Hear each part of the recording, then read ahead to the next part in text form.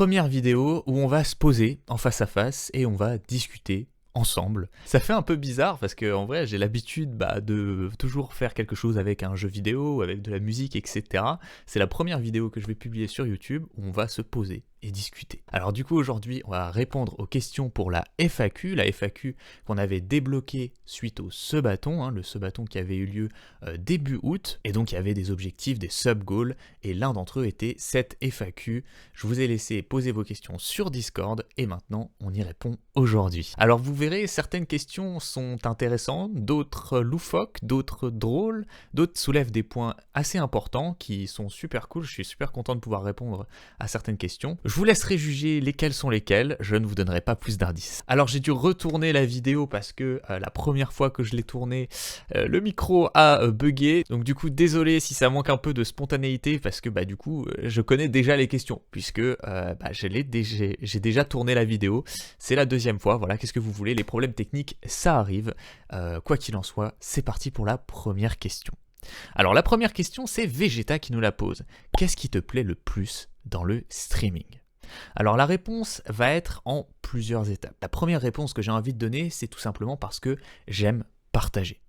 Voilà, le streaming, et de manière générale, je vais répondre à la question « qu'est-ce qui te plaît dans le streaming ?» mais aussi « qu'est-ce qui me plaît dans faire des vidéos sur YouTube, etc. » C'est aussi pour moi la même réponse en fait finalement, et ça permet d'englober un petit peu tout ça. Donc partager, c'est quelque chose que j'adore depuis extrêmement longtemps, et d'ailleurs je me suis posé plusieurs fois la question « est-ce que j'aimerais pas devenir prof finalement, enseigner des choses, etc. » Parce que j'aime vraiment ça, j'aime vraiment partager, et donc là je me suis rendu compte, notamment sur les jeux de stratégie en temps réel, que j'avais un bon bagage dans ces jeux, que je savais quand même plutôt bien jouer de manière globale, et j'avais envie de partager en fait tout simplement ces choses-là, de vous aider à vous améliorer dans les jeux, et en même temps de faire des événements fun, etc. pour pouvoir aussi partager non pas que de la connaissance, mais aussi un rapport humain. Et c'est la deuxième raison pour laquelle j'aime beaucoup le streaming, c'est ce côté rapport humain qu'on peut avoir, avec ce côté social où on va rencontrer des nouvelles personnes, rencontrer aussi des potentiels partenaires de jeu par la suite, etc. Et je suis extrêmement content de tout ça parce que non seulement j'arrive à partager la connaissance, mais j'ai rencontré des personnes vraiment incroyables depuis que je me suis lancé dans le streaming. Donc ces deux points-là sont extrêmement comblés et je suis super content de pouvoir faire ça avec vous. Ensuite, une autre raison, c'est tout simplement l'aspect créatif. J'adore créer depuis très longtemps. Vous me connaissez, je fais de la musique, je fais également pas mal d'événements sur les jeux vidéo avec des règles un peu spéciales. J'aime beaucoup innover, créer des choses qui n'existent pas et pouvoir apporter cette nouveauté finalement qu'on va pouvoir partager ensemble. Et donc du coup ça va un peu ensemble, Du coup le côté partage et le côté créativité, c'est vraiment extrêmement cool et je m'y retrouve beaucoup dans la création de contenu. Ça va avec, création de contenu, il y a création dedans. Et donc je suis super content de pouvoir partager cette créativité. Donc vous le savez, je fais aussi des compositions avec la musique, et notamment je vais sortir la musique Age of Empires 4, du coup, qui va être un mélange entre ce côté création avec la musique et ce côté création avec les jeux vidéo, et du coup, ça va bientôt sortir. N'hésitez pas à vous abonner si vous n'êtes pas déjà abonné pour avoir la notification quand je sortirai cette musique. Donc voilà, le côté partage, le côté humain et social, et le côté créativité, c'est les raisons principales pour lesquelles j'adore la création de contenu, le streaming, la création de vidéos sur YouTube, etc. Une autre raison, c'est tout simplement que j'aime également la musique et les jeux vidéo, et donc du coup le partager c'est beaucoup plus sympa. Donc évidemment il n'y aurait pas de création de contenu si je n'aimais pas les jeux vidéo et la musique, donc c'est un petit peu la base de tout ça, c'est des passions aussi qui sont là et qui permettent d'alimenter justement cette création de contenu. Ensuite on a une autre question de Obli, un aveugle qui prédit l'avenir, est-ce qu'on appelle ça un voyant ou un non-voyant ? Je ne sais pas quoi répondre. Je dirais que c'est un non-voyant voyant, du coup. Ok, on passe à la prochaine question. Pourquoi tu cliques partout dans tes games ? Alors ça, c'est une question que j'ai assez souvent, soit dans les commentaires des vidéos YouTube, soit dans le chat sur Twitch. Donc c'est une question qu'on me pose souvent. Pourquoi est-ce que tu cliques partout sur tes boutons ? Pourquoi est-ce que tu cliques tout le temps sur ton clavier, etc. Et la réponse est encore une fois, multiples. Je vais avoir beaucoup de mal à synthétiser les réponses, je vous préviens tout de suite. Moi, quand on me lance sur un sujet, j'aime bien aller jusqu'au bout du sujet et vraiment le prendre dans sa globalité. Alors pourquoi je clique partout? Ça a l'air de beaucoup vous interroger. Et même certaines personnes se permettent de me juger négativement par rapport à ça. Il y avait une personne dans un commentaire d'une vidéo YouTube qui m'avait dit tu fais pitié, tu cliques partout, tu essayes de justifier ça avec des trucs complètement débiles, etc. Bon, Internet est ce qu'il est. Alors du coup, la vraie réponse, pourquoi je clique partout dans mes games? Donc la réponse est multiple, comme je vous le disais. La première réponse, c'est tout simplement parce que ça permet de s'échauffer, tout simplement. Vous le savez, dans les jeux de stratégie en temps réel, il va falloir faire beaucoup d'actions en simultané. Et notamment, on pose surtout la question de pourquoi est-ce que tu cliques partout dans tes games alors que c'est pas nécessaire, notamment au début de partie.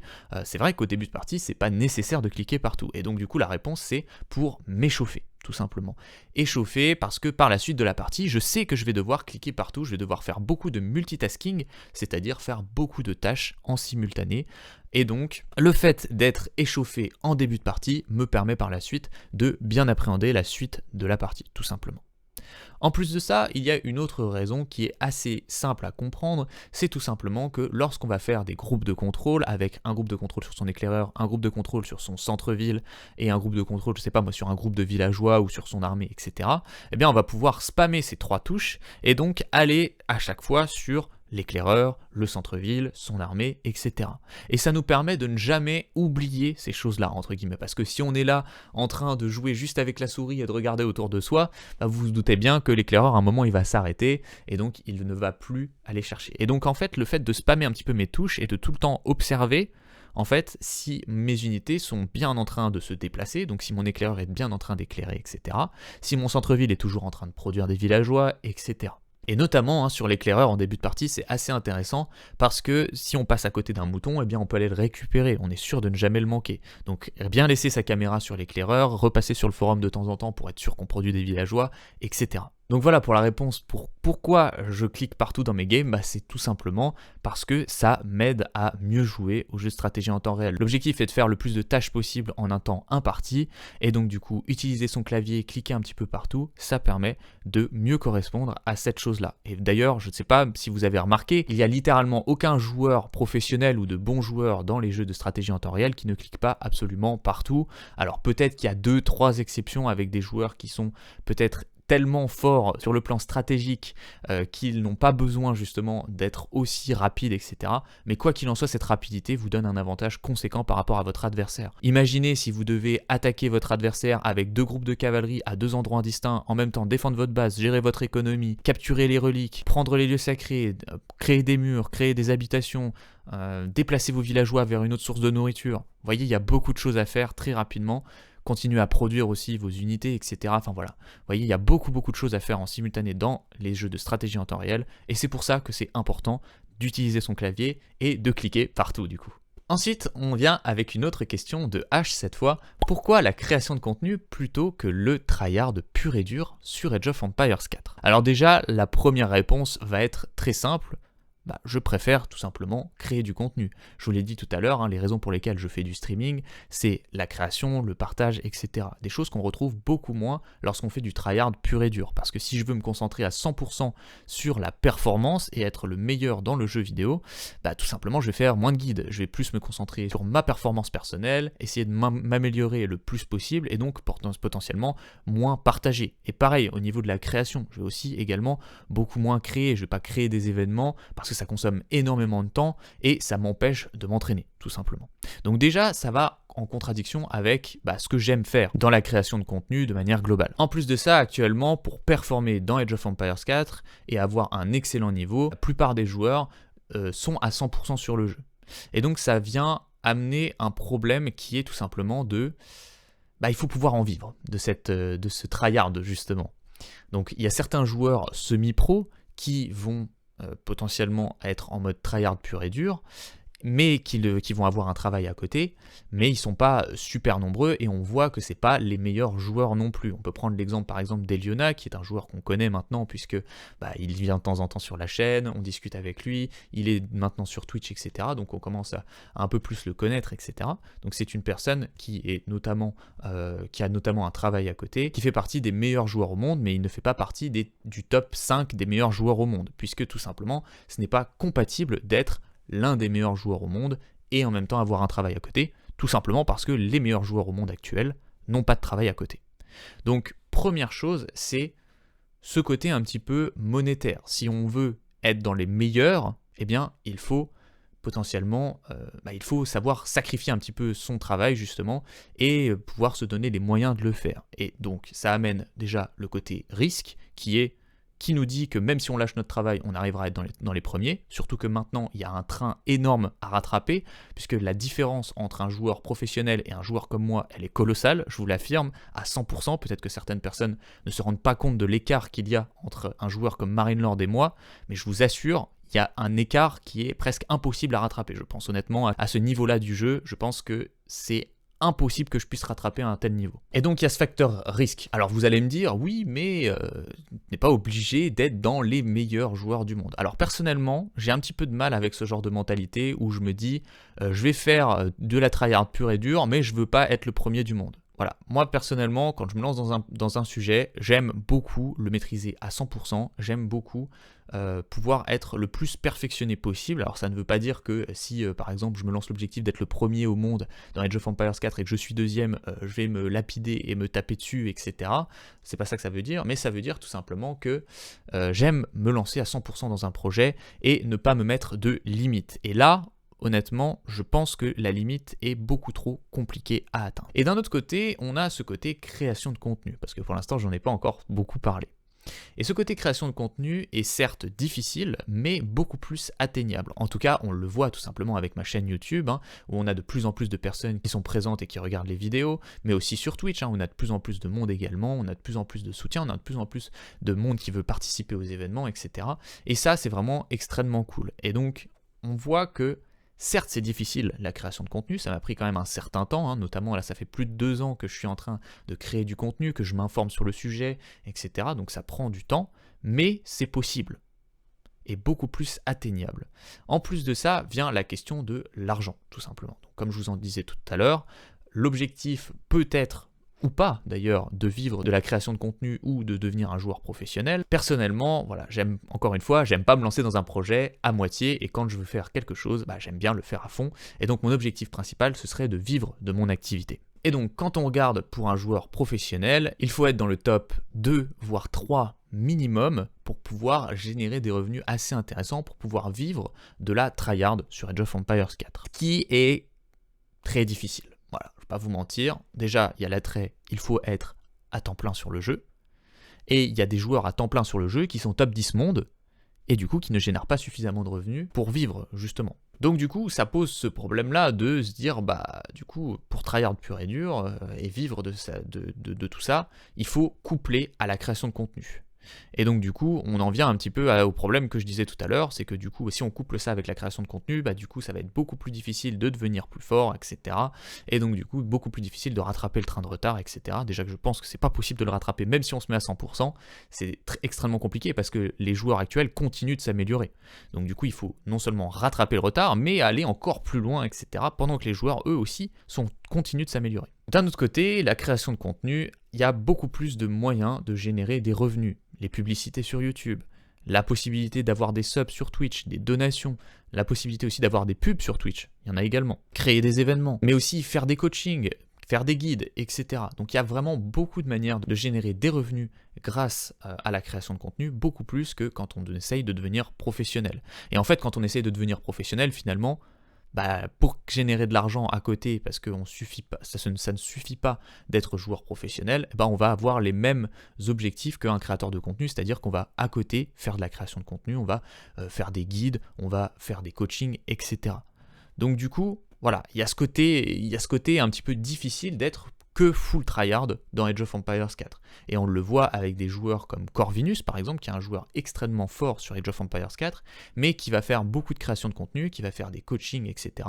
pour pouvoir vivre de son activité. Et d'ailleurs, Beastie en avait parlé dans une de ses vidéos, notamment où il répondait à Vortix, on en parlera un petit peu plus tard dans la vidéo, parce qu'il y a quelqu'un qui avait posé une question justement sur ce côté que Vortix quitte la scène d'Age of Empires 4, et donc Beastie avait fait une réaction par rapport à son message, et avait expliqué que tout simplement, actuellement, pour vivre sur Age of Empires 4, il ne suffit plus d'être un joueur professionnel. Il faut aussi créer du contenu, il faut aussi faire des choses à côté, ou alors faire partie d'une structure e-sport comme Marinelord par exemple. Quoi qu'il en soit, le fait de tryhard pur et dur ne suffit pas pour générer suffisamment de revenus. Et encore une fois, mon objectif serait de vivre de la création de contenu, serait de vivre tout simplement de ma passion. Donc voilà, réponse assez complète, et de toute façon, comme je l'ai dit au tout début, mon objectif n'est pas de tryhard pur et dur. Mon objectif est de m'améliorer dans le jeu, ça c'est sûr, mais mon objectif n'est pas de devenir le meilleur joueur sur le jeu. Déjà, je trouve pas ça forcément super intéressant de mon point de vue, de vouloir être le meilleur sur le jeu. Mon objectif est surtout d'être meilleur que moi-même précédemment. Je sais pas si c'est clair un petit peu ce que je dis, mais voilà, J'essaye maintenant d'arrêter de me fixer des objectifs un peu en mode je veux être le plus machin, je veux être le plus ci, le plus ça. Je trouve que c'est un peu vide comme recherche de qualité en fait finalement, et je trouve que le plus intéressant c'est l'épanouissement personnel et se prouver qu'on est capable d'être mieux que sa version de soi-même d'il y a 2 jours ou 3 jours, et toujours s'améliorer continuellement sans pour autant se comparer aux autres. Voilà, c'est plutôt ça mon objectif, et donc du coup, tryhard oui, mais dans un objectif de m'améliorer personnellement et pas d'être le plus fort de tous. Et donc c'est pareil dans la création de contenu, par exemple, quand je vais créer du contenu, mon objectif ça va pas être d'être le meilleur youtubeur ou le meilleur streamer sur toutes les plateformes, etc. Mon objectif est tout simplement d'être meilleur de plus en plus et de créer du contenu de plus en plus qualitatif, de vous proposer des événements qui vous plaisent de plus en plus et de continuer à m'améliorer, etc. Donc voilà, je trouve que c'est quelque chose aussi de plus sain de manière globale dans un développement personnel, parce que se fixer des objectifs où il faut être le meilleur du monde, ça peut vite être très anxiogène, vite très problématique à gérer, et en plus si on n'atteint pas ces objectifs, ça devient très problématique. Donc voilà, réponse un petit peu longue, désolé, mais je trouvais le sujet assez intéressant et on m'avait déjà posé plusieurs fois la question, donc je voulais bien développer. Ensuite, on a une autre question de Obli encore. Devinez quel type de question ça va être. Pourquoi les Belges mangent-ils du poulet compote? Alors, écoute, en vrai, cette question, moi je me la pose également. Alors, pour ceux qui ne savent pas, les Belges mangent du poulet avec de la compote dans la même assiette. Voilà. Donc ils mangent un poulet et il y a de la compote à côté. Voilà. Alors moi quand j'ai appris ça j'étais un petit peu choqué, je me suis même demandé si c'était vrai. Je vous assure que c'est vrai, voilà. Je ne sais pas quoi vous dire d'autre, du poulet et de la compote, voilà. Et ensuite on a une autre question, est-ce que tu comptes faire d'autres vidéos sur Northgard? Alors il y a une vidéo qui est sortie il y a pas longtemps, alors Obli avait posé la question avant que cette vidéo sorte, donc notamment j'avais fait une vidéo avec lui justement sur ce jeu qui est vraiment très cool. J'ai beaucoup aimé jouer à ce jeu et j'aime toujours, d'ailleurs je fais toujours quelques parties de temps en temps sur ce jeu. Après, est-ce que je vais faire d'autres vidéos sur Northgard? Actuellement c'est pas dans les plans. Pourquoi? Parce qu'il y a Age of Mythology Retold, il y a Age of Empires 4, il y a les événements à créer, il y a en plus tous les événements du Sebaton à remplir aussi, puisque par exemple la vidéo d'aujourd'hui, la FAQ, c'est un objectif du Sebaton, mais il y en a encore plein d'autres à faire, notamment des événements où on va reproduire un monument d'Age of Empires 4 sur Minecraft, où on va monter un Lego ensemble en live, etc. Donc pas mal de choses à organiser, faire des games aussi contre des joueurs semi-pro, organiser des événements, etc. Donc forcément, ça prend pas mal de temps et j'aurai pas forcément trop le temps de m'occuper encore d'un nouveau jeu, etc. Donc je pense pas qu'il y aura d'autres vidéos sur Northgard, en tout cas pas pour l'instant. Ensuite on a H qui repose une question, du coup, quel est ton jeu coup de cœur de ces 12 derniers mois? Alors, jeu coup de cœur des 12 derniers mois, c'est assez difficile de répondre à cette question parce que les jeux que j'ai vraiment appréciés sont d'univers vraiment très variés. Donc on peut en citer quelques-uns, notamment Baldur's Gate, où on a commencé une aventure ensemble sur Twitch avec 3 membres de la communauté Discord, de 3 guerriers, donc c'est les personnes qui sont les plus actives entre guillemets sur Discord et qui sont très souvent là. Donc cette aventure elle est vraiment incroyable, j'adore le jeu, je le trouve vraiment super cool, j'adore les univers un petit peu de jeux de rôle, etc. Et donc on a on a vraiment un univers très très sympa. Donc Baldur's Gate dans ce milieu-là. Ensuite, on a Horizon Forbidden West, qui est la suite de Horizon Zero Dawn, que j'ai pu commencer un petit peu. J'ai pas eu trop le temps de continuer l'aventure, mais franchement, le jeu est incroyable, vraiment trop trop cool. On a également Age of Mythology Retold dans le milieu de la stratégie en temps réel qui vient de sortir et qui est vraiment super super sympa. J'ai vraiment beaucoup apprécié le Retold qu'ils ont fait, et il y a certes quelques défauts évidemment, mais franchement, la globalité, il est vraiment très très cool. Ensuite, en termes de city builder, on a Manor Lord qui a l'air d'être très très prometteur. Alors c'est une version anticipée, donc il n'y a pas non plus énormément de choses à faire dans le jeu pour l'instant. D'ailleurs j'ai fait une vidéo de présentation sur ce jeu, n'hésitez pas à aller la checker si ce jeu vous intéresse. Mais franchement, ouais, ce jeu était vraiment très très cool et il est très prometteur, donc j'ai hâte de voir ce que ça va donner. Donc voilà un petit peu les jeux qui m'ont marqué pour l'instant. C'est trop dur de choisir entre ces jeux puisqu'ils sont d'univers très très différents et c'est très compliqué de choisir du coup entre ces jeux-là. Ensuite, on a une autre question. Si tu étais joueur débutant, quelle civilisation prendrais-tu pour commencer Age of Empires 4 ? Et ensuite, être ou ne pas être. Alors, on va répondre à la deuxième question. Je préfère être. Voilà, tout simplement. Ensuite, du coup, quelle civilisation je prendrais pour débuter Age of Empires 4 ? Je pense une civilisation comme français ou Jeanne d'Arc, ou peut-être russe aussi, avec la nouvelle prime de chasse qui est vraiment super intéressante, qui permet de rendre plus accessible Russe à des joueurs peut-être un peu plus débutants. C'est vrai qu'au début avec Russe, quand on avait l'ancienne prime de chasse, il fallait aller chasser tous les animaux sauvages de la carte, et c'était assez compliqué, il fallait gérer 3 éclaireurs en simultané, et c'était pas forcément super simple. Alors que maintenant, en vrai, on a juste à gérer son éclaireur normal, on peut en faire un deuxième si on veut, mais c'est même pas obligatoire, et au final, c'est beaucoup plus simplifié le gameplay avec Russe. Et on a toujours la cavalerie forte avec cette civilisation, on a une bonne défense, etc. Donc c'est vraiment pas mal pour débuter, je pense, maintenant, Russe. Et en plus de ça, donc français et Jeanne d'Arc, pourquoi ? Parce que, en fait, ces 3 civilisations, c'est des civilisations qui peuvent être extrêmement agressives avec de la cavalerie lourde, et personnellement, c'est le gameplay que je préfère. Donc je pense que si je devais débuter, voilà, ces 3 civilisations seraient vraiment super, parce qu'elles sont assez simples à jouer, et en plus de ça, elles correspondent à mon style de jeu. Ensuite, on a une question de Combes. Pourquoi jouer régulièrement en civ random ? Alors, jouer en civ random, ça permet tout simplement de tester toutes les civilisations dans toutes les situations possibles. Et c'est pour ça, principalement, que je joue en civ random. Alors, pourquoi est-ce que j'ai envie de tester toutes les civilisations ? Déjà, parce que j'ai envie d'augmenter ma connaissance dans le jeu. J'ai envie d'être le plus à même de comprendre précisément ce qui se passe dans le jeu, et donc d'avoir de savoir précisément, ok, cette civilisation là elle va jouer de telle manière, ok, dans telle situation on va faire ci ou ça, etc. Et j'ai envie de connaître le plus de choses possible dans le jeu, et c'est vraiment ce que je trouve passionnant dans Age of Empires 4, c'est ce côté réflexion stratégique qui n'est pas juste je vais mettre mes chevaliers dans sa base et j'ai gagné. Non, ça va être aussi donc cette telle civilisation a tel bonus, donc moi je vais essayer de jouer sur tel point pour éviter qu'il joue dans ce bonus et plutôt jouer dans mon bonus à moi. Et je trouve ça vraiment super passionnant, et donc du coup en jouant en civ random, on maximise aussi ce côté stratégique. En plus de ça, vous le savez, je suis créateur de contenu, donc mon objectif c'est de vous sortir des guides, de vous sortir des BO, etc. Et donc mon objectif c'est de vous le sortir sur toutes les civilisations. Donc non seulement j'aurai plus de connaissances dans le jeu pour vous donner plus d'astuces pour mieux jouer dans Age of Empires 4, mais en plus de ça, je pourrais vous aider dans toutes les situations et avec toutes les civilisations, et donc je trouve ça plutôt intéressant en termes de créateur de contenu. Ensuite, quelle qualité espères-tu avoir encore à 90 ans ? Ça, c'est bien une question d'oubli. Écoute, la réponse, je pense que c'est l'empathie et la capacité d'écoute d'autres personnes. Je trouve ça vraiment très important. On est dans un monde actuellement où tout s'artificialise un petit peu finalement, et nos relations deviennent de plus en plus compliquées, notamment plus derrière des écrans. On va beaucoup plus s'enfermer dans des schémas un petit peu où on va être un peu seul face à nos propres démons, etc. Et je pense que l'une des caractéristiques les plus importantes, et quelque chose que j'aime particulièrement chez moi, ça peut paraître un peu narcissique de dire ça, mais c'est pas du tout le cas, c'est vraiment quelque chose dont je suis fier finalement, parce que je trouve que c'est quelque chose dont on manque finalement. C'est cette capacité d'écoute qu'on peut avoir, et je trouve que c'est une qualité extrêmement importante de pouvoir écouter une personne qui a un problème et faire en sorte qu'elle ne se sente plus seule face à ce problème.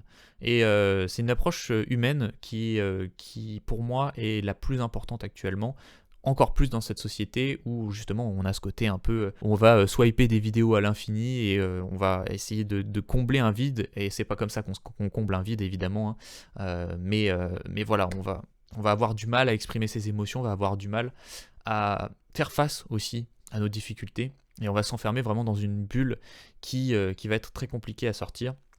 Et donc ce côté empathique, comprendre les problèmes des personnes, les écouter et pas forcément les conseiller, parce que parfois on n'est pas la bonne personne pour les conseiller, pas forcément non plus, on n'a pas forcément les bons outils pour l'aider, mais des fois juste faire écouter, se faire entendre, ça peut aider une personne qui est en difficulté. Et je trouve que c'est une qualité, c'est l'une des qualités les plus importantes. Voilà, on est rentré un petit peu dans le psychologique, dans le social, mais je trouve ça vraiment intéressant en fait finalement comme question.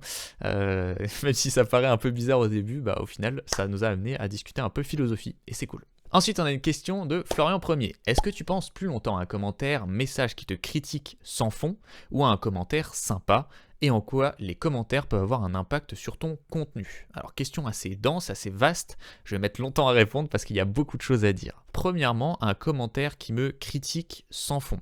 Alors, c'est quelque chose que j'avais beaucoup de mal à gérer avant, hein, quand je me suis lancé dans la création de contenu. Notamment déjà parce que j'étais une personne qui avait peu confiance en elle. Je savais pas trop de quoi j'étais capable, de quelle valeur j'avais, j'étais pas sûr de vraiment de qui j'étais finalement. Et donc du coup, bah, quand on prend des critiques, quand on n'est pas sûr de soi, quand on n'est pas confiant, c'est beaucoup plus difficile que quand on sait ce qu'on vaut, quand on sait qui on est. J'ai envie de répondre, au début, ça me faisait extrêmement mal au final, hein, quand j'avais des critiques qui étaient fondées ou pas d'ailleurs, hein. Franchement, qu'elles soient fondées ou pas, c'était quelque chose d'assez difficile, et on est sur internet, il y a certaines personnes, leur objectif c'est pas forcément de faire du mal, leur objectif c'est pas forcément de faire du bien, leur objectif c'est juste de déverser leur colère justement du monde qui leur fait subir peut-être une vie pas forcément très agréable. On en parlait tout à l'heure justement avec le fait de s'enfermer dans un univers un petit peu particulier avec les réseaux sociaux, etc. Avoir l'impression qu'on a une vie complètement décalée par rapport à celle des autres, avec tout le monde qui a l'air d'avoir une vie magnifique, etc. Ce qui est entièrement faux évidemment. Mais voilà, donc du coup, c'est vrai qu'à la base c'était peut-être pas forcément méchant, etc. Ou alors peut-être que ça l'était, au final on s'en fiche de la raison, au final ça me blessait profondément d'avoir des commentaires négatifs parce que je n'étais pas sûr de moi. Et donc j'attendais entre guillemets une sorte de validation un petit peu de vous finalement, des personnes qui me regardent, et de dire est-ce que c'est bien, est-ce que c'est pas bien. Et donc cette chose-là maintenant je m'en suis détaché. Et donc aujourd'hui ça me touche pas du tout. Une personne qui va mettre un message en mode ce que tu fais c'est de la merde, je vais le regarder et je vais lui dire « Ok, c'est ton avis ». D'ailleurs, je ne réponds pas de manière générale à ces personnes-là, mais si je devais leur répondre, je leur dirais « écoute, si ça ne te plaît pas, regarde ailleurs ». Je suis extrêmement fier de ce que je peux proposer aujourd'hui dans mes contenus, tout simplement parce que la première chose, c'est que la plupart de mes contenus sont gratuits, et en plus de ça, ils ont pour vocation à vous aider. Même si sur la forme, j'ai du mal à exprimer certaines choses, même si, par exemple, lorsque j'explique un truc, c'est pas très clair et que vous comprenez pas, sur le fond, je pense que ma démarche est des plus saines et des plus sympathiques. Donc au final, pourquoi déverser de la haine sur une personne comme ça ? Il n'y a pas de raison. Donc au final, si une personne a décidé de me cracher dessus, c'est tout simplement que cette personne n'en vaut pas la peine. En plus de ça, j'ai envie de dire, au final, cette personne a mis un commentaire ou a mis un pouce négatif sur ma vidéo. Écoutez, je vais vous dire un truc peut-être que vous ne saviez pas, mais c'est quelque chose de positif pour les vidéos sur YouTube. Un commentaire, qu'il soit négatif, neutre ou positif, c'est un commentaire et ça aide au référencement de la vidéo. Un pouce, qu'il soit vers le haut ou vers le bas, c'est une réaction et YouTube le prend comme tel. Ce n'est pas forcément les pouces vers le haut qui vont faire en sorte que le référencement de la vidéo va être augmenté et les pouces vers le bas qui va être diminué. Non, c'est la réaction. Un pouce vers le haut ou un pouce vers le bas, c'est pareil, c'est une réaction et donc ça va booster le référencement. Donc au final, les personnes qui me critiquent s'en font, merci, vous augmentez le référencement de mes vidéos. Et donc maintenant, les commentaires sympas. Donc du coup, les commentaires sympas ont toujours un point de vue positif pour moi. Voilà, quelqu'un qui va me dire « Ah franchement, cette vidéo, elle m'a beaucoup aidé, etc. » Eh bien, c'est tout simplement quelque chose de positif et je le prends avec plaisir. Merci à tous ceux qui font des commentaires dans les vidéos. Déjà, ça aide au référencement et en plus de ça, ça me permet de savoir si je suis sur la bonne voie. Ensuite, on va aussi parler d'un autre type de commentaire que tu n'as pas forcément mentionné ici, mais qui est important de préciser. Des commentaires qui vont me critiquer, mais qui ont un fond. Et qui ont aussi un fond de bienveillance. C'est important de préciser parce que on peut avoir un commentaire qui est justifié, mais qui n'est pas bienveillant. Et donc, auquel cas, ce genre de commentaire, eh bien, ce n'est pas forcément très intéressant, je ne vais pas forcément en prendre compte. Par contre, un commentaire qui a un fond avéré et qui est bienveillant, c'est un commentaire où je vais tout simplement remercier la personne.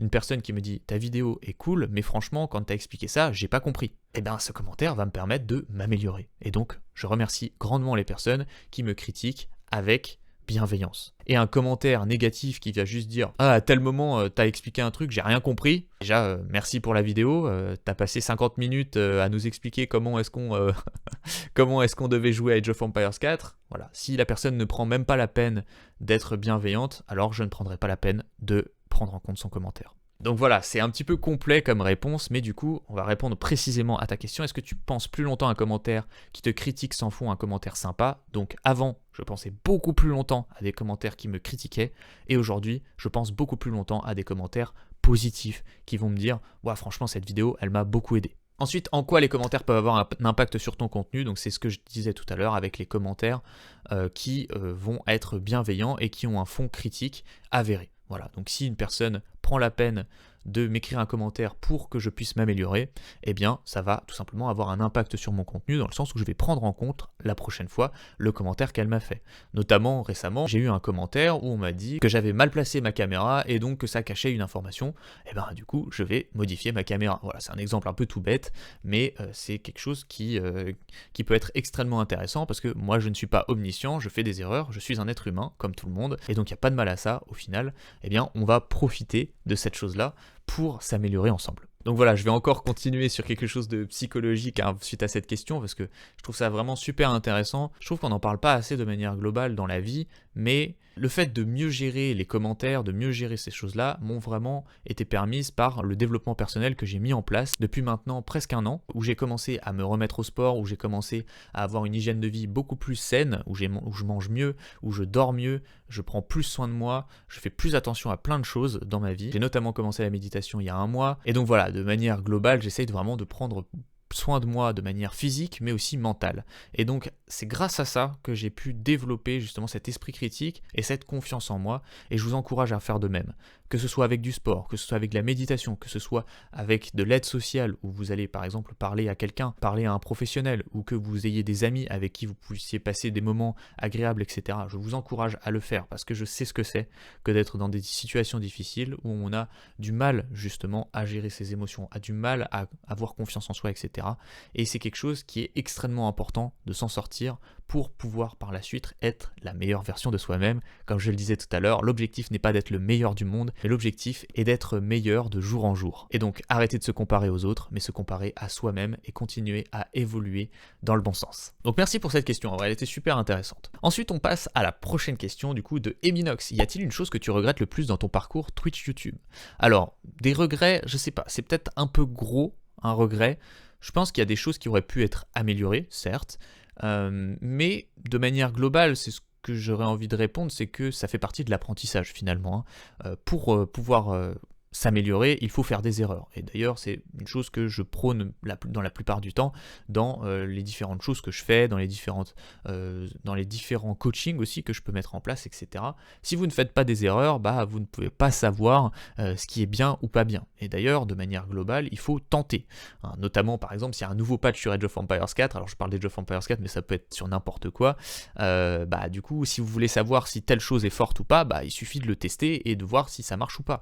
Et donc, vous allez potentiellement faire une erreur, mais et alors? Est-ce que c'est grave?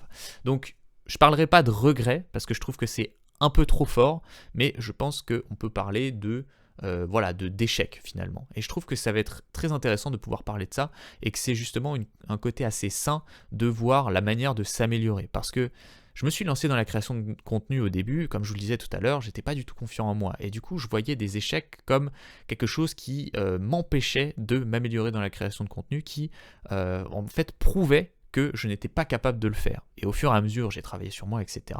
Et j'ai compris que les échecs étaient une étape de l'apprentissage et que ça permettait de continuer à s'améliorer. Et donc du coup, faire des erreurs, c'est la meilleure chose qui puisse nous arriver pour pouvoir continuer à s'améliorer, pour pouvoir être la meilleure version de soi-même, encore une fois. Donc oui, il y a des choses que j'ai faites un petit peu de travers, notamment mes premières vidéos, hein, si vous les regardez, elles sont beaucoup moins abouties que ce que je fais maintenant, et surtout qu'il y a certaines vidéos que vous ne voyez pas, parce que je les ai enlevées de YouTube, hein, tout simplement, où j'avais des vidéos où j'étais sur une scène Twitch toute pourrie, où j'avais presque pas de montage, et que c'était vraiment catastrophique, les idées étaient complètement désordonnées, j'avais une locution beaucoup plus difficile, etc. Mais ça fait partie de l'apprentissage, et c'est comme ça qu'on s'améliore.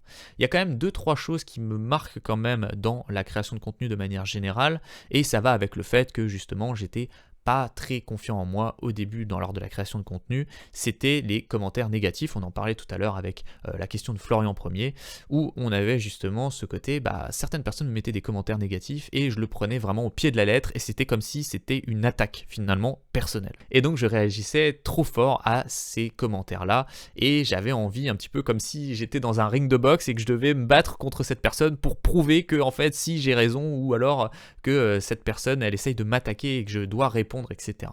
Et donc ça c'est le côté peut-être un petit peu regret que je peux avoir, mais encore une fois c'était une partie de l'apprentissage et ça fait partie des choses qui m'ont permis de m'améliorer et que désormais j'ai réglé maintenant, hein. Donc encore une fois, l'objectif n'est pas d'être le plus parfait au monde, mais c'est de s'améliorer de jour en jour et de proposer la meilleure version de soi-même au fur et à mesure.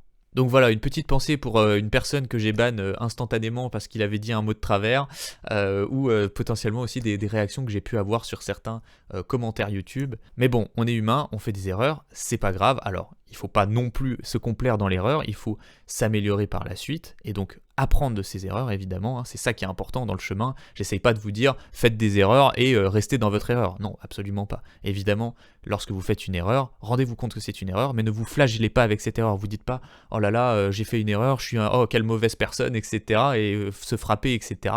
Non, l'objectif est de se dire ok, j'ai fait une erreur, comment est-ce que je m'améliore la prochaine fois? Ok, on a fait pas mal de philosophie en fait finalement, donc on va passer à la prochaine question qui est un peu moins philosophique finalement. Qu'as-tu pensé de la cérémonie d'ouverture des JO, des Jeux Olympiques? Je l'ai pas vu, voilà, tout simplement, je n'ai absolument rien regardé des Jeux Olympiques. Alors frappez-moi si vous voulez, écoutez, voilà, je sais que c'était les JO de Paris, voilà, je sais que c'était quelque chose de super incroyable, etc. Mais c'était pas quelque chose qui m'a hypé plus que ça, voilà. J'aime beaucoup le sport, j'aime la compétition de manière globale, même si encore une fois, mon objectif n'est pas de montrer qu'on est le meilleur, mais plutôt de montrer la meilleure version de soi-même, etc. Mais quelque chose qu'on peut retrouver tout à fait dans le sport, hein, même à haut niveau. L'objectif des athlètes, ça peut être aussi tout simplement d'être la meilleure version d'eux-mêmes et donc de s'améliorer le plus possible, etc. Et c'est des choses qui poussent aussi les personnes à devenir meilleures, etc. Je trouve ça super intéressant, mais pour le coup, alors, est-ce que c'est par un manque de temps que j'ai pas regardé les JO? Je pense que ce serait mentir de vous dire que j'ai pas regardé les JO par manque de temps. Je pense que c'est aussi parce que j'en avais pas forcément très envie au moment où c'était là, où c'était présent. Donc voilà, j'ai pas forcément eu très envie, et j'étais pas mal occupé aussi de toute façon, hein. J'avais beaucoup de choses à faire, notamment avec la sortie de Retold, avec le Sebaton, avec les Age of Empires 4, les événements à créer, etc. Ensuite, qu'est-ce que tu penses de l'analyse de Vortix sur sa sortie d'Age of Empires 4 et sa lecture pessimiste sur l'avenir du jeu, demandée par Dr Pika? Ok, question assez vaste, pour le coup, parce que son message était extrêmement grand, et d'ailleurs Beastie a fait une vidéo complète de réaction par rapport à ce que a dit Vortix, hein, justement. N'hésitez pas à aller regarder cette vidéo, j'en ai parlé tout à l'heure, où Beastie justement expliquait que pour vivre d'Age of Empires 4, il ne suffit pas juste d'être joueur professionnel, mais aussi de faire de la création de contenu, etc. Donc c'est une vidéo qui est vraiment très intéressante. Si vous êtes anglophone, je vous conseille vraiment de regarder cette vidéo, parce que j'aime beaucoup l'analyse qu'il a apportée sur justement ce départ de Vortix, et je ne peux être que d'accord avec lui dans la globalité de ce qu'il dit. Alors je suis pas d'accord avec 100% de ce qu'il dit, mais dans l'analyse globale qu'il fait, je suis vraiment très d'accord. Voilà, dans ce côté où je pense qu'il faut arrêter de se dire que dans les RTS, on peut vivre parce qu'on est un joueur professionnel. C'est possible. Voilà, je dis pas que c'est impossible. Je dis juste que la majorité des gens ne peuvent pas vivre au niveau professionnel d'être le meilleur joueur sur le jeu. Voilà. On reste maintenant dans un monde où les choses changent en permanence, où un jeu qui était super populaire une année, l'année d'après il est plus du tout populaire, et donc du coup il n'y a plus du tout d'audience, et comme il n'y a plus d'audience, il n'y a plus d'argent tout simplement. Et donc du coup il faut s'adapter à ces choses là. Et je pense qu'il faut arrêter d'être un grand-père, un petit peu c'est ce que dit finalement Beastie, et de se dire j'arrive pas à vivre d'être un joueur professionnel sur le jeu, et c'est à cause des joueurs, c'est à cause de l'absence de spectateurs sur Age of Empires 4, c'est parce qu'il n'y a pas assez d'événements, c'est parce que si, c'est parce que ça. Je pense qu'il faut aussi savoir se remettre en question soi-même, et je dis pas que Vortix ne le fait pas, hein, c'est pas du tout une attaque envers lui, etc. Je pense que la personne est très intéressante, que de toute façon c'est quelqu'un de super cool aussi sur le jeu, etc. Mais je pense qu'effectivement il a une lecture un petit peu d'Age of Empires 4 qui est un peu biaisée, dans le sens où je comprends son envie de vouloir vivre du fait qu'il se soit un joueur professionnel, et je pense qu'il a un excellent niveau et que son niveau justifie le fait de vivre de ce jeu, mais malheureusement le jeu n'a pas suffisamment de popularité pour ce faire.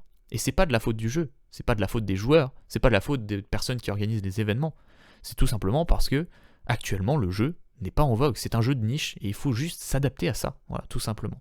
C'est un jeu où il n'y a pas beaucoup de joueurs, c'est un jeu où il n'y a pas forcément beaucoup de nouvelles personnes. Quand on regarde les statistiques que j'ai sur YouTube, il y a littéralement 0% des personnes qui regardent mes vidéos qui ont entre 13 et 18 ans. 0%. Et donc la majorité de l'audience qu'on peut avoir, c'est autour de la vingtaine d'années jusqu'à la cinquantaine d'années. En majorité, c'est vraiment la majeure partie de l'audience qu'on peut avoir sur Age of Empires 4. Et donc, ça fait que forcément, on aura moins de viewers que si on a une tranche d'âge qui sera plutôt aux alentours de 13, 18, 20 ans maximum. Évidemment, puisque la plupart des personnes qui ont entre 20 et 50 ans, ils ont une vie, quoi, tout simplement. Hein. Je dis pas que les personnes qui ont 13 et 18 ans n'ont pas de vie, c'est pas ça que je suis en train de dire, mais ce que je veux dire par là, c'est qu'ils ont des enfants, ils ont un travail à gérer, ils ont des prêts ils ont des prêts à rembourser, ils ont une vie qui est très fournie, ils ont une vie de couple, ils ont potentiellement pas mal de choses à gérer dans leur vie de manière globale, et donc Age of Empires 4 est plutôt un passe-temps qui va leur permettre de décompresser. Alors que quand on va regarder une audience qui est plus jeune, hein, notamment des personnes qui ont entre 13 et 18 ans, eh bien, ils ont beaucoup plus de temps libre, ils n'ont pas de prêts à rembourser, ils n'ont pas forcément de travail à côté, etc. Et donc du coup, ils ont plus de temps à passer sur les jeux vidéo, potentiellement à regarder des lives, à regarder des vidéos, etc. pour s'améliorer. Et donc ça, c'est juste un constat simple qui permet déjà de savoir que y a moins d'audience parce que c'est un jeu qui est plutôt axé vers une base de personnes qui sont plus âgées. Mais en plus de ça aussi, comme c'est un jeu qui n'est pas jeune, eh bien il n'a pas de nouveaux joueurs, il y a beaucoup moins de nouveaux joueurs qui vont arriver, parce que la plupart des nouveaux joueurs qui viennent dans les jeux vidéo, c'est des jeunes tout simplement parce qu'ils ont plus de temps. Mais malgré tout, ce constat ne va pas empêcher pour autant de vivre de la création de contenu, et de vivre de Age of Empires 4 de manière globale. Pourquoi ? Parce que des jeunes, certes ils ont plus de temps, mais en général ce que les jeunes n'ont pas, c'est plutôt de l'argent. Donc quand on a 13-18 ans, je ne sais pas si vous vous souvenez, mais moi personnellement à 13-18 ans, j'étais pas riche, voilà. Et aujourd'hui d'ailleurs je ne suis toujours pas riche, hein, mais ça n'empêche que je suis beaucoup plus riche que quand j'avais 13-18 ans, parce que je n'avais pas de travail, je n'avais pas de potentialité de générer des revenus, etc. C'était beaucoup plus compliqué. Et donc, pour proposer des services payants, c'est beaucoup plus compliqué de le faire quand on a une audience jeune. Par contre, quand on a une audience qui est plus âgée, proposer des services de coaching, proposer des événements ou des sub-goals ou des choses comme ça, c'est beaucoup plus facile parce que les personnes ont un petit peu d'argent, qui s'ils ont envie, ils peuvent nous aider, etc., dépenser un petit peu pour la création de contenu de manière globale, si le créateur leur plaît, etc., et donc soutenir tout simplement les contenus qui leur plaisent. Et donc du coup, ça fait juste qu'il y a un switch différent à prendre. Dans le premier switch où il y a une audience qui est plutôt jeune, eh bien on va faire beaucoup de vues et donc on va surtout capitaliser sur le fait d'avoir des publicités, notamment sur YouTube, sur Twitch, etc. Et donc ça va générer des revenus de cette manière-là. Mais de l'autre manière, si on a un contenu qui va plutôt toucher des personnes plus âgées, j'ai l'impression en disant plus âgées qu'on est tous vieux, etc. Mais non, pas du tout, c'est juste que voilà, c'est sûr que par rapport à 13-18 ans, on est plus âgé. Et donc du coup, avec ce type d'audience, eh bien on a potentiellement d'autres types de contenus à proposer et donc d'autres manières de générer des revenus qui peuvent être proposés. Et d'ailleurs, c'est ce qu'explique Beastie finalement dans sa vidéo. Il lui dit que la plupart des joueurs professionnels qui arrivent à vivre de Age of Empires 4, ils font en parallèle de la création de contenu, et cette création de contenu s'articule principalement autour des coachings lorsqu'on est un joueur professionnel. Et oui, parce que, encore une fois, les personnes qui sont plus âgées, eh bien, vont avoir potentiellement un peu de revenus pour pouvoir dépenser cet argent dans des coachings pour devenir meilleur, alors qu'une personne qui a 13 ans, c'est un peu plus compliqué. Donc voilà, en fait, je pense que tout simplement, Vortix n'a pas su s'adapter à l'audience qu'a Age of Empires 4. Et en plus de ça, je trouve qu'Age of Empires 4 ne s'en sort pas si mal en termes de vues comparé aux autres jeux de stratégie en temps réel. Évidemment, si on compare à d'autres jeux hyper populaires comme Fortnite, Age of Empires 4 c'est tout pourri. Mais on ne peut pas comparer un jeu de stratégie en temps réel à un MOBA ou à Fortnite. Ça n'a pas de sens. Il ne faut pas comparer quelque chose qui n'a pas lieu d'être, finalement. Et c'est un peu ce que je répondais tout à l'heure à la question de H, qui me demandait quel jeu je préférais. Au final, c'est super dur de répondre quand le type de jeu est totalement différent. Et donc, c'est la même réponse qu'on peut apporter ici. Age of Empires 4 est un jeu de stratégie en temps réel. Les jeux de stratégie en temps réel ne sont pas populaires. Et partant de ce constat-là, on peut se dire qu'on ne va pas avoir beaucoup d'audience. Mais franchement, pour un jeu de stratégie en temps réel, Age of Empires 4 s'en sort plutôt bien. Donc je pense qu'on ne peut pas vraiment se plaindre du fait que Age of Empires 4 n'a pas beaucoup de vues. On ne peut pas se plaindre du fait que l'audience d'Age of Empires 4 n'est pas la bonne, etc. C'est faux. Je pense qu'il faut simplement s'adapter à son audience, qu'il faut simplement proposer des choses en accord avec l'audience qu'on a, avec potentiellement les événements qui se passent, etc. Et je trouve ça un peu facile, entre guillemets, de tout rejeter la faute sur « Ah oui, il n'y a pas assez de viewers, ah oui, il n'y a pas assez de ci, il n'y a pas assez de ça ». En fait, je comprends son analyse. Voilà, je comprends ce qu'il dit et je pense qu'il a raison dans le sens où effectivement, il n'y a pas beaucoup d'audience par rapport à d'autres jeux, encore une fois sur Age of Empires 4, etc. Je comprends cette envie de vouloir être un joueur professionnel et de vouloir en vivre, etc. Mais malheureusement, de l'analyse que j'ai fait tout à l'heure d'ailleurs, c'est très difficile quoi. Il faut forcément être dans les meilleurs joueurs du monde et encore, c'est pas suffisant.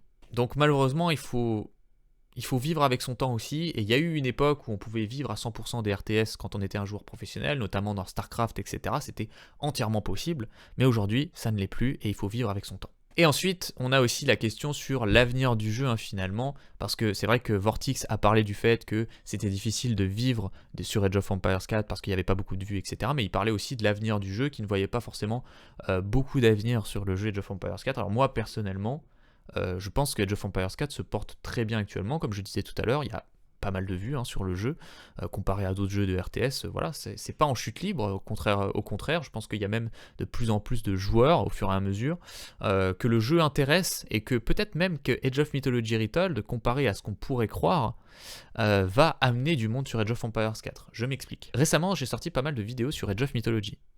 Et du coup, ça fait une nouvelle base de viewers qui sont abonnés à ma chaîne YouTube.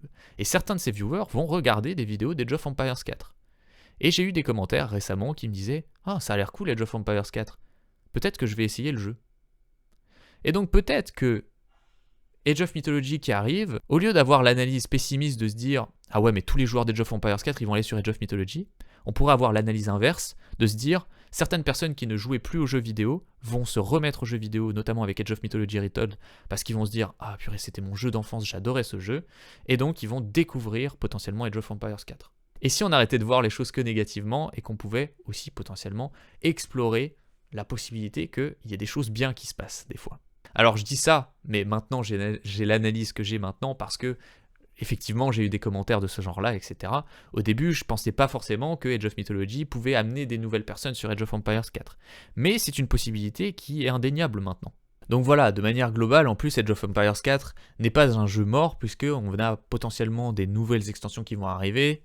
Normalement, c'est prévu par les développeurs d'avoir une nouvelle extension. On a eu un patch récemment qui était plutôt bien, franchement, il était très intéressant ce nouveau patch.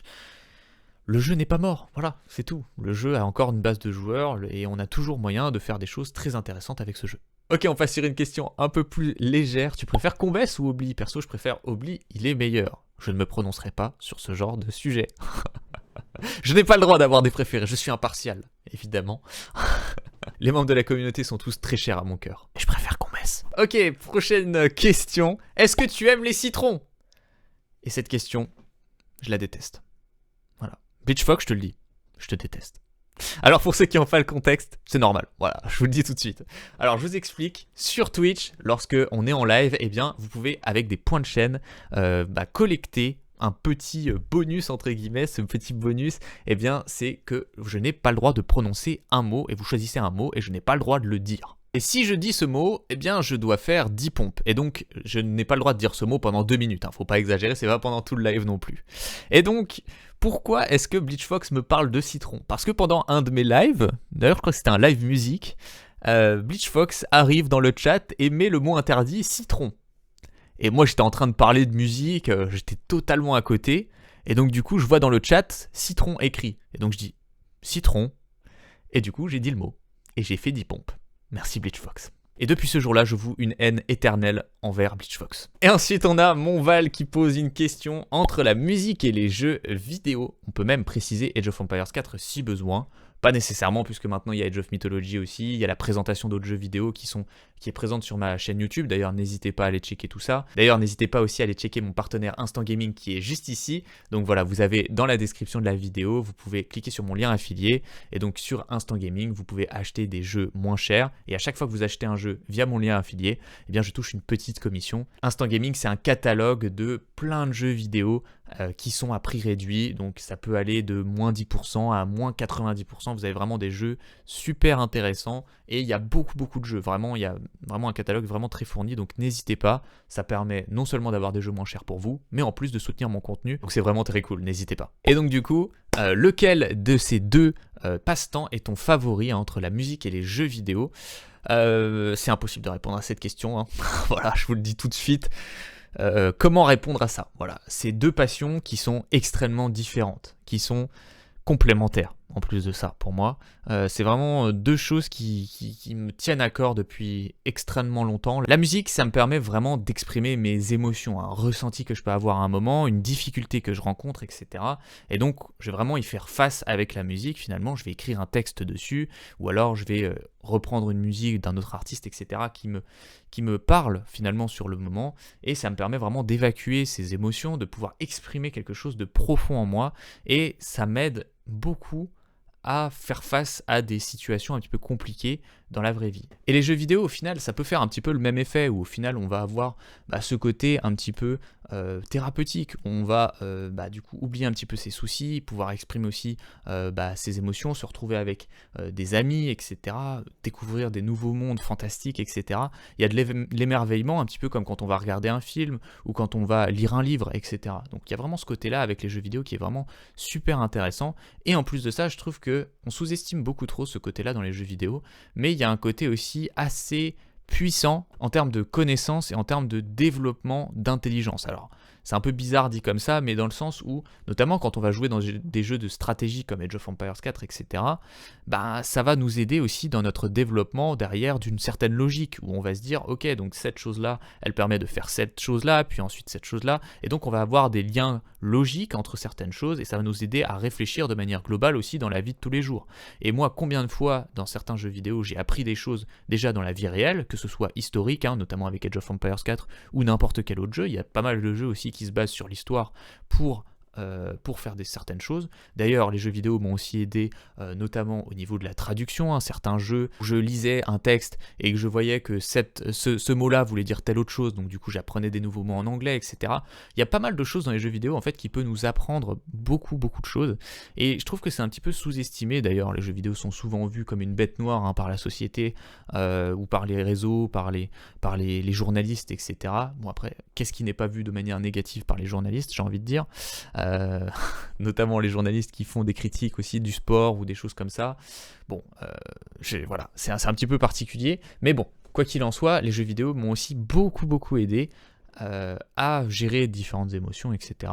Et donc, c'est vraiment des passions qui m'ont vraiment servi d'exutoire finalement, d'expression et de créativité aussi. J'en parlais aussi au début de la vidéo. La musique, c'est de la créativité parce que je compose, parce que même quand je reprends une musique, finalement je vais l'arranger d'une autre manière, je vais l'interpréter à ma manière, etc.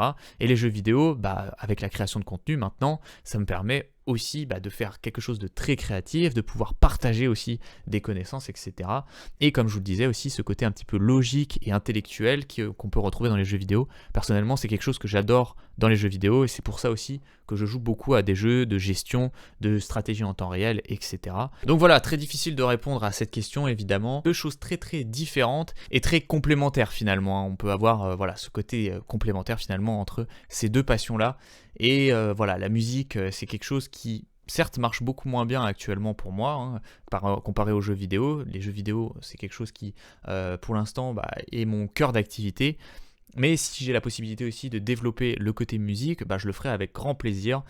Donc pour l'instant, je passe plus de temps sur les jeux vidéo, mais c'est pas forcément par choix personnel, c'est plus parce que bah, pour l'instant, les jeux vidéo fonctionnent mieux que la musique. Et donc si demain la musique marche mieux, bah, je n'abandonnerai pas pour autant les jeux vidéo, si c'est ça la question aussi, parce que peut-être que c'est un peu une question cachée aussi dans ce sens-là, ou en mode si la musique un jour ça marche, est-ce que t'arrêtes les jeux vidéo? Non, je n'arrêterai pas les jeux vidéo, et je n'arrêterai pas la musique non plus. C'est deux choses qui font partie de moi et qui ne disparaîtront jamais. Ensuite, prochaine question de Combès. Est-ce que tu comptes faire un événement IRL, irréel comme dirait Obli, c'est vrai qu'Obli dit irréel, je sais pas pourquoi, avec la commu ou pas? Alors j'aimerais beaucoup, en vrai, ce serait vraiment incroyable. D'ailleurs, il y avait un sub-goal qui était dans le sub-bâton qui aurait permis justement de faire cette IRL, et malheureusement il n'a pas été atteint. Après, voilà, pour l'instant, en fait, le truc, c'est que c'est pas forcément facile à organiser. C'est quand même assez complexe, finalement, au niveau du logement, au niveau de où est-ce qu'on se retrouve. Ça peut être assez complexe. J'aimerais bien en organiser un, après à voir quand, comment, etc. Pour l'instant, c'est un petit peu compliqué, je pense, pour des raisons principalement économique déjà. J'ai pas forcément énormément la possibilité d'organiser ce genre d'événement. Et en plus de ça, comme je disais, c'est pas forcément facile à organiser. Ça veut dire aussi qu'il faut que je prépare en amont plus de travail, etc. pour continuer à produire des vidéos, etc. Parce que bah, c'est mon gagne-pain, tout simplement. Ensuite, comment tu fais pour vivre du stream aujourd'hui, car le parcours a l'air tellement chaotique? D'accord, merci. je sais pas quoi dire. Merci pour les vidéos et le contenu au passage, avec plaisir. Alors, Alpha Hunter, du coup, le parcours a l'air chaotique. D'accord, écoute, je ne sais pas pourquoi tu dis ça. Est-ce que tu pourrais préciser dans les commentaires de cette vidéo, potentiellement, hein, si tu regardes cette vidéo, ça pourrait être sympa. Parce que je comprends pas vraiment ce que ça signifie. Pour moi, le parcours est pas vraiment chaotique, même au contraire, je suis plutôt satisfait de comment est-ce que j'ai réussi à organiser les choses dans un sens où voilà, donc j'ai quand même ce côté musique et jeux vidéo, ce qui peut paraître un petit peu bizarre dans un sens où je vais essayer de me développer dans les deux. Alors comme je disais tout à l'heure, je suis beaucoup plus sur les jeux vidéo que sur la musique parce que les jeux vidéo sont en train de fonctionner en ce moment et que la musique bah un peu moins. Donc il y a peut-être ce côté-là que tu veux dire que c'est chaotique dans le sens où j'essaye de me développer dans deux milieux en même temps. Mais bon, pour moi, c'est pas chaotique. Et en vrai, je suis plutôt satisfait, du coup, je disais, parce que il y a ce côté où j'ai persévéré dans quelque chose qui était pas forcément simple. Peut-être que c'est ça que tu juges chaotique. Dans le sens où j'ai commencé il y a maintenant presque 2 ans. Et au début, on commence, bah voilà, on a 0, 1 viewer maximum. Le viewer reste 3 minutes et puis il s'en va. Parce que bah on débute, on ne sait pas comment faire de la création de contenu. Et donc on apprend petit à petit, etc. Mais quoi qu'il en soit, je suis super content parce que j'ai pu faire face aux différentes choses bah, qui m'ont été mises sur le chemin. J'ai réussi à apprendre de mes erreurs, hein, comme je disais tout à l'heure. L'important, ce n'est pas de ne pas faire d'erreurs, mais justement d'apprendre de ces erreurs. De toute façon, les erreurs, on en fera. Et c'est tant mieux. Les erreurs nous permettent de s'améliorer et de continuer à faire des meilleures choses de mieux en mieux, tout simplement. Donc voilà, je suis pas sûr de comprendre vraiment le chaotique, mais du coup, comment est-ce que je fais pour vivre du streaming aujourd'hui? Eh bien, la réponse est multiple. Donc on en parlait tout à l'heure, notamment avec Vortix, et notamment Beastie aussi qui répondait à Vortix, mais aussi à la question pourquoi est-ce que je n'essayais pas de devenir un joueur professionnel? Bah tout simplement, je vis de la création de contenu grâce aux pubs sur YouTube, grâce aux subs sur Twitch, grâce aux pubs sur Twitch aussi, grâce aux bits, etc., tous les moyens de soutien que vous pouvez avoir sur Twitch de manière globale, aussi aux donations, mais aussi grâce au coaching également. Donc le coaching, ça représente quand même une grosse partie de la génération des revenus que je peux avoir, et ça marche bien en plus, hein. Je suis super content parce qu'en plus derrière il y a des bons retours, les personnes s'améliorent sur le jeu, etc. Et donc il n'y a pas non seulement ce côté, je gagne de l'argent avec ça, mais en plus de ça, du coup vous êtes content et vous améliorez sur le jeu. Donc ça, je suis vraiment super content de ça par rapport à tout ça.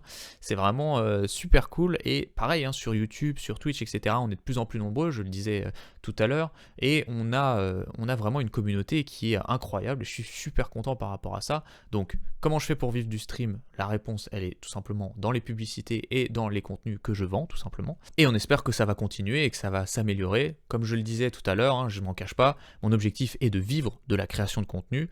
Aujourd'hui, j'en vis vivote un petit peu, on peut parler de chiffres si vous voulez. En moyenne, je touche aux alentours de 600 à 800 euros par mois. Quand j'ai commencé ma micro-entreprise, je touchais plutôt 100 à 200 euros par mois, et donc au fur et à mesure, ça a augmenté, et j'espère que ça continuera comme ça, j'espère que je pourrai dégager un petit peu plus de revenus. Pour l'instant, c'est suffisant parce que je suis logé gratuitement, mais j'espère que ça pourra continuer, que je pourrai ensuite par la suite pouvoir trouver un logement aussi par moi-même, etc. Mais voilà, effectivement, ça peut paraître un peu chaotique dit comme ça, effectivement, je vois un petit peu ce que tu veux dire dans le sens où, voilà, peut-être que du coup, ça te semble compliqué de pouvoir vivre de la création de contenu, dans le sens où pour générer suffisamment d'argent pour pouvoir en vivre, etc., c'est compliqué. Oui, c'est sûr, c'est compliqué, mais je pense que les choses viennent juste petit à petit, et si on laisse le temps au temps, finalement, il n'y a que des choses positives qui peuvent en ressortir. Donc voilà, principalement avec la création de contenu et avec les services de coaching vendus. Aimes-tu les bounties? Alors, la question est double. Est-ce que j'aime les bounties, la barre chocolatée, ou est-ce que j'aime les bounties, la prime des Russes? Alors, si c'est la première question, oui. Si c'est la deuxième question, oui. Donc les bounties, j'adore la noix de coco, donc incroyable. Par contre, j'en prends pas souvent parce que bon, c'est évidemment pas de la bonne nourriture pour le corps, donc voilà. Mangez sain les amis, c'est important. Mais j'adore la noix de coco, je trouve ça super cool. Et ensuite, la prime des Russes, la bounty, 80 bounty comme dirait Marine Lord, finalement, je la trouve cool maintenant cette nouvelle prime des Russes. Qu'est-ce que vous en pensez dans les commentaires? Ensuite, prochaine question, quel est ton plat préféré, celui que t'aimes le moins? Du coup, on va parler justement de nourriture, hein. On a parlé des bounties juste avant et de manger sainement. Mon plat préféré, actuellement, donc on est en été, hein, au moment où je tourne la vidéo, je ne sais pas quand est-ce que vous la regardez, mais actuellement, c'est de la salade, du riz, du thon, des tomates, des concombres, un filet d'huile d'olive et un peu de sel, et c'est parti sur l'autoroute du kiff. Voilà, je te le dis tout de suite. Voilà, ça c'est mon plat préféré. Alors on est en été, évidemment, je ne mange pas ça en hiver, mais j'aime beaucoup ce plat parce que c'est équilibré, c'est sain, il y a de la protéine, il y a des féculents, il y a des légumes, on est content, et notre corps aussi. Ensuite, celui que j'aime le moins, c'est difficile, j'ai pas de plat que j'aime le moins, j'ai des aliments que j'aime le moins. Je pense qu'on peut citer notamment les noisettes et les noix, je suis vraiment pas fan de ces fruits-là. C'est vraiment pas du tout mon truc. Et ça, pour le coup, tu le mets dans n'importe quoi. Tu le mets dans une salade, tu me le donnes comme ça en direct, etc. Je ne peux pas manger de noix et de noisettes. Je déteste ça. C'est vraiment, ça m'écoeure, littéralement. Donc c'est l'un des rares aliments que je ne peux pas manger. Après, un aliment que je kiffe pas trop, c'est le maïs. Mais ça va, tu vois. Genre, si tu l'en mets dans une salade, je peux manger la salade. Mais si on me donne juste du maïs comme ça, je le mange pas. C'est pas mon kiff, quoi. Et vous, dans les commentaires, dites-moi quel est votre plat préféré et quel est le plat que vous aimez le moins. Et avant-dernière question, les amis, quelle est la civilisation que tu préfères jouer et celle que tu aimes le moins jouer? Très difficile comme question. Beaucoup de civilisations que j'aime bien, très peu que j'aime pas, par contre, en vrai. Celle que je préfère jouer, je pense qu'actuellement, ça doit être Delhi. J'aime beaucoup cette civilisation. Russe est vraiment pas mal aussi. Les Maliens sont cool. Jeanne d'Arc, française, j'aime toutes les cives en fait. Voilà, j'aime toutes les cives. En fait, ce que j'aime bien, moi, dans les jeux de stratégie, c'est pas forcément de me focaliser que sur une seule civilisation. C'est plutôt de tout tester et de vraiment de tout jouer, quoi. Donc ça va un peu avec la question qu'il y avait eu tout à l'heure aussi, pourquoi est-ce que je joue en random? La raison aussi c'est ça, hein, c'est tout simplement parce que j'aime découvrir toutes les choses dans les jeux vidéo, j'aime tout comprendre, etc. Et donc c'est trop dur de répondre à cette question, qu'est-ce que tu préfères jouer? Il y a beaucoup de cives que j'aime bien, il y en a très peu que j'aime pas. Au début je t'aurais répondu Mongol, j'aime pas la jouer, mais maintenant que je la joue de plus en plus, j'apprécie de plus en plus la jouer. Donc actuellement, les cives que j'aime le moins jouer, j'en ai quand même 2-3, je pense, je pourrais te dire. Anglais, HRE et chinois. Pourquoi? Parce que c'est des civilisations qui vont se jouer en mode défensif. Et personnellement, moi, ce que je préfère dans les jeux de stratégie en temps réel, c'est être agressif. Voilà, tout simplement. J'aime mettre la pression à l'adversaire, j'aime être agressif, tout simplement. Donc voilà, chinois, anglais et HRE, c'est des civilisations qui vont principalement se jouer autour de la défense, qui vont se jouer en mode turtle, qui vont faire de l'économie, etc. sur du late game.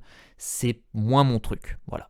Mais sinon, sur les civilisations que je préfère jouer, c'est tout le reste. Voilà, tout simplement. Et enfin, dernière question les amis, qui a posé la question la plus débile? C'est toi, Cosmos. Voilà. Tout simplement, tu viens de poser la question la plus bête. Désolé, je t'aime quand même. Ok les amis, c'était une longue vidéo, j'espère qu'elle vous a plu, j'espère que j'ai répondu à toutes vos questions, n'hésitez pas à en poser d'autres dans les commentaires, je serai ravi de vous répondre. Ça fait du bien aussi de se poser un petit peu et de discuter ensemble, j'espère que ça vous a plu en tout cas, à bientôt, ciao ciao.